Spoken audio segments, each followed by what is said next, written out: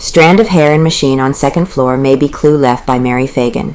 1. Mary Phagan's own handwriting, as shown in her address she wrote for Sunday school teacher. 2. Written by Lee at suggestion of detectives for purpose of comparison. 3.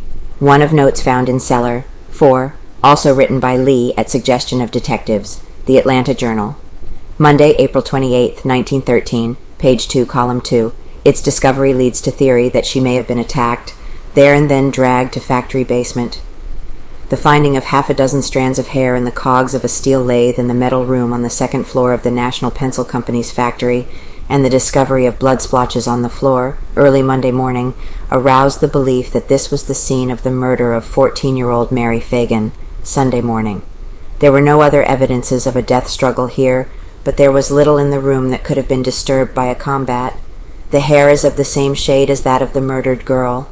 A cunning effort has been made to conceal the bloodstains on the floor by the smearing of some kind of a powder over the surface. A single drop of congealed blood was found, however, by a journal reporter, and a further investigation revealed more. In the absence of contradictory evidence, it is now the belief that the girl was killed in this room, and her body then dragged in the opening in the first floor, where it was lowered to the basement. This tends to implicate more than one murderer, as the weighed nearly 150 pounds. Called there for pay? Miss Phagan formerly worked in the very room in which she is believed to have met death. She and 4 other girls were employed there in manufacturing the metal caps which fasten the rubber erasers to the ends of pencils. On last Tuesday, because of a shortage in material, she and her companions were laid off by L.A. Quinn, foreman of the shop. They were to return to work when metal arrived. On Friday, Foreman Quinn endeavored to locate Miss Phagan and her 3 companions. He wanted to tell them to call for their pay on Friday, as Saturday, the regular payday, was a holiday. Owing to the fact that the dead girl could not be reached by telephone, she was not notified of the change in payday, and on Saturday she went to the factory expecting to get her money. What she did after her arrival has not yet been determined by the police. Miss Phagan was the stepdaughter of J.W. Coleman. Her mother was prostrate with grief on Sunday when, after spending a sleepless night worrying over her daughter's unexplained absence, she was told that the girl was the victim of one of the most atrocious murders in the criminal history of Atlanta. Sunday night she became hysterical and physicians were summoned. The girl also has 3 brothers. 2 live in Atlanta and 1 joined the Navy but 6 months ago. Negro found body.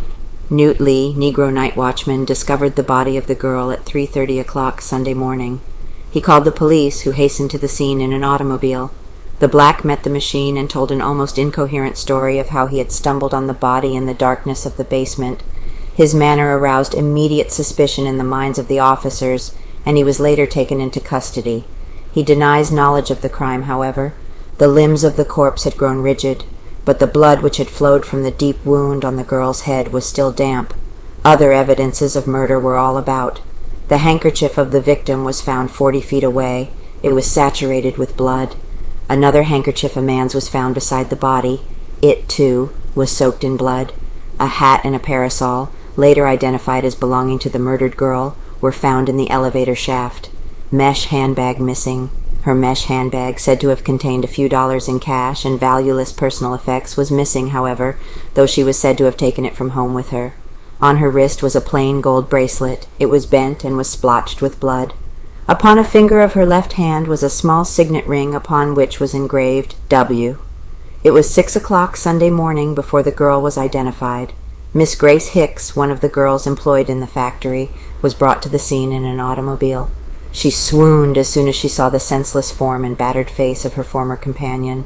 "It's Mary Phagan," she sobbed a moment later. "Poor Mary." A few hours later, detectives reached the conclusion that the girl had been dragged before the murder, either while in the factory or before her arrival there. An examination showed that a criminal assault had preceded the homicide. A crude garrote, manufactured of 2 strips of underclothing torn from the girl's body, had been used to choke her. Apparently it had been placed about her neck and then twisted. One of the theories of the police is that the girl and her later murderer or murderers entered the building through the Forsyth Street entrance, and that the perpetrators of the crime left through a rear door. This theory is borne out by the fact that a door permitting egress through an alley to West Hunter Street was forced open. The staple holding the lock was torn from the woodwork. Handwriting not known. Efforts to identify the penmanship of the notes found by the dead girl's side failed. Samples of her handwriting, of Mullinax's, and of that of the Negro watchman all failed to agree with it. If either of the men wrote the messages, they successfully disguised their handwriting. If the girl really did write the missives, she did so in the throes of approaching death. One of the notes was penciled on an order blank of the factory.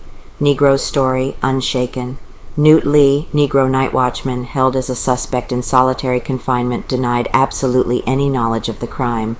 Without weakening or changing his first statements in any way, the black stood several severe grillings at the hands of the police Sunday. His story was not shaken. Accompanied by reporters and detectives, he was taken Sunday to the basement in the pencil factory where he discovered the remains of the pretty girl. In pantomime, he reenacted the finding of the body. A detective lay on the floor in the exact spot where the body was found. The lights were turned out, and the Negro told to depict his actions earlier in the morning. While the small audience looked on, the black descended the ladder through the trapdoor outside. He remained there a few moments and then walked over to the side of the detective. "That's the way it happened," he said.